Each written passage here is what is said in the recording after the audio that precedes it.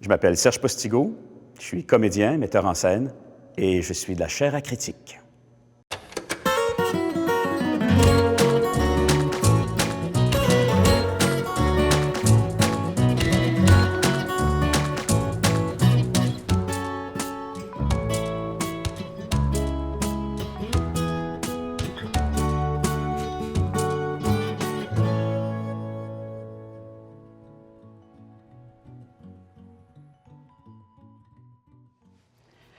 Serge, je t'ai invité dans une église ce soir parce qu'il semblerait que dans les églises, on est à l'abri des jugements, on est à l'abri de la critique, on peut dire ce qu'on veut et être qui on est. Et je veux te parler de critique. C'est quoi ta relation avec la critique québécoise, la critique artistique, j'entends? Comment tu la qualifierais? Écoute, je n'ai pas de relation avec la critique, dans le sens où je la subis, surtout au Québec. La critique au Québec, on a une relation très particulière avec elle. Pourquoi? Parce qu'on invite la critique le deuxième, troisième soir des représentations. D'accord? On fait 2 avant-premières, 3 avant-premières et les critiques sont là. Pourquoi? Parce que ne jouant pas assez longtemps, on se sert des critiques comme d'un moyen de publicité. Ouais. On espère que le bruit de la critique, en espérant qu'elle soit bonne, va vendre des billets. Ouais. Mais on invite le loup dans la bergerie. S'il a faim, il mange tout le monde. Quand on lit le journal, soit sur l'iPad, soit ça, puis qu'on lit des critiques, si c'est marqué théâtre, je ne sais pas, telle pièce de tel acteur, quelle belle soirée extraordinaire, on ne la lit pas. Non, effectivement. Si c'est marqué telle pièce de tel acteur, un échec lamentable, wow! Là, Ça va nous intéresser. Là, on lit. C'est terrible. C'est du pain et des jeux. C'est ça. C'est les gladiateurs. On ne veut pas voir un gladiateur qui gagne, qui tue le lion. On veut voir celui qui se fait démembrer par la bébête. C'est ça. Toi, ça fait longtemps que tu fais ce métier-là, que tu es acteur, que tu fais de la mise en scène, que tu es un créateur. Est-ce que tu te rappelles de la première critique que tu as reçue? Je sais qu'on remonte à loin. Tu n'es pas vieux, là, mais on remonte quand même à quelques années. Écoute, je me souviens pas de la première, non.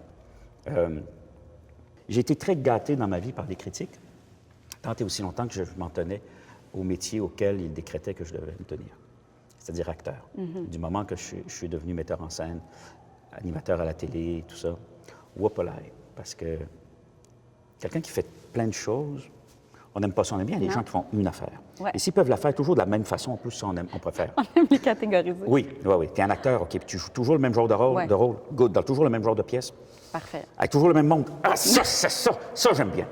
Fait que c'est ça, ouais. Un jeune qui sort de l'école de théâtre, tu l'as été toi aussi il y a quelques années. Est-ce que tu lui suggères de lire ou pas les critiques dans les journaux? Je sais pas. Il va faire ce qu'il va être capable de faire.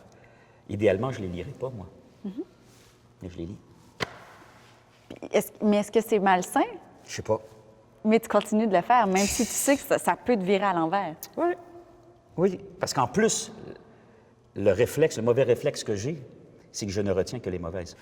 Moi, même ça m'est arrivé, je me suis vu faire ça. C'est épouvantable. Je me suis vu, moi, faire ça. Regardez sur le web des critiques de mon show, que je joue dedans ou que j'ai monté ou peu importe. Et quand tu vois les titres, tel spectacle, une réussite sans faille, je le lis pas. Non, je le lis pas. Dans une soirée, mi-figue, mi-raisin, je l'ouvre, je la lis. Tu cherches le bobo dans tes propres spectacles? C'est effrayant, hein? Oui. Et par conséquent, mais ça, je dirais jamais ça devant une caméra, là. Non, c'est en top. On est dans l'église, ça reste en top. Ben voilà, Tu peux te confier. c'est un peu sous forme de confessionnal Voilà. que je te parle. Ce qui est épouvantable là-dedans, c'est que j'alimente la bête qui me mange. C'est vrai? C'est effrayant. Je fais ce que je reproche aux autres de faire. Je suis complètement conscient de ça. Et étant conscient de ça, et me l'avouant moi-même, je sais pertinemment que les autres font pareil. Mais vas-tu changer ta façon de faire les choses? Vas-tu repenser à ta mise en scène? Vas-tu repenser à ton jeu? Non. Donc, ça te blesse, mais tu ne changes rien, tu te fais confiance. Oui, il faut être conséquent, parce qu'il faut faire attention à une critique aussi, là. Moi, une critique, si elle savait faire du théâtre, ça se saurait, là. On travaille là-dessus pendant 1 an, on se pose des questions. Après ça, on fait 2 semaines de table sur les dialogues, sur le truc et tout. On fait ça. Puis il y a quelqu'un qui n'a jamais fait ça de sa crise de vie, qui vient un soir, peut-être qui digère mal son osso bucco, que sa blonde l'a trompé avec son meilleur ami la veille, qui s'assoit, puis qui fait Ils se sont trompés, c'est pas ça. J'ai toujours un petit sourire. Tu Parce que, relativises. ben oui, j'ai toujours un petit sourire parce que je fais « Ah bon? Ah toi, tu sais si c'est trop long ou pas? Putain, j'aurais dû t'appeler. » Mais cela dit, tu sais que j'ai vécu une belle expérience un jour avec Christian Saint-Pierre qui était au Voir. Je faisais un spectacle au Rideau Vert qui s'appelait Ma femme, c'est moi. Et Christian me dit « Est-ce que je peux vous rencontrer avant? » Je fais « Oui, bien sûr. » Il arrive là, j'arrive là, et il a devant lui le texte anglais original, le texte français, l'adaptation, annoté avec des post-it dedans et tout. Je fais « Oh, wow! » Et là, on parle. Et là, on parle de l'œuvre, on parle de l'approche, de voir qu'est-ce qu'on veut faire, quelle est la vision du metteur en scène, quelle est la mienne, comment j'aborde ces personnages-là. Il y en avait, je pense qu'il y en avait 60 ou quelque chose comme ça, des personnages, ou 40, ou je ne sais pas quoi. Comment je les aborde, Et j'ai fait « Wow! OK, là, lui, il travaille. Il n'est pas juste me donner son opinion. Et là, j'avais fait « Ah, c'est le fun. » Et avant même que la critique sorte du spectacle, je m'étais dit là, je vis une belle expérience avec un critique. Puis même s'il n'aime pas ça, je vais faire « Hey, pas grave, c'est correct. » Mais quand je faisais « Ça manque à ma culture », j'ai essayé de faire l'inverse, par la positive, pardon. C'est-à-dire que tous les spectacles, j'allais les voir, les livres, je les lisais. Tout.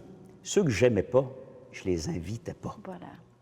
Je ne prenais pas une tribune publique pour dire « J'ai été voir son show, j'ai pas aimé ça. Non, c'est ça. Parlons-en. » Non. Donc, toi, tu te prostitueras jamais pour la critique. Bien, je me prostituerai pas, tu sais pourquoi? Parce que il est très, très rare qu'une critique nous apprend quelque chose, comme artiste. Dans le sens que, moi, j'aurais pas fait ça de même.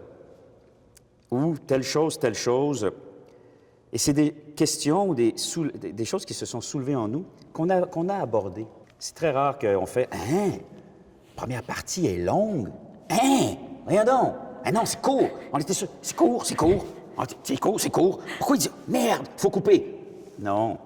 C'est le plaisir de vieillir un peu, je ne suis pas très vieux, mais de vieillir un peu, puis d'avoir un peu plus de métier. À un moment donné, c'est que ces choses-là te rentrent dedans, mais c'est où elles se logent qui évolue, en fait. Voilà, ça ne prend pas toute la place, ça prend une certaine place. Ça dure de moins en moins longtemps, l'effet que ça a, et on le range à des endroits qui nous affectent moins. Mais tu sais, peu importe ce que les critiques vont dire de toi ou de tes prochains projets, Serge, moi, j'aime beaucoup ce que tu fais. T'es fine, t'es fine. Merci de m'avoir rejoint à l'église ce soir. Ça a été un bonheur.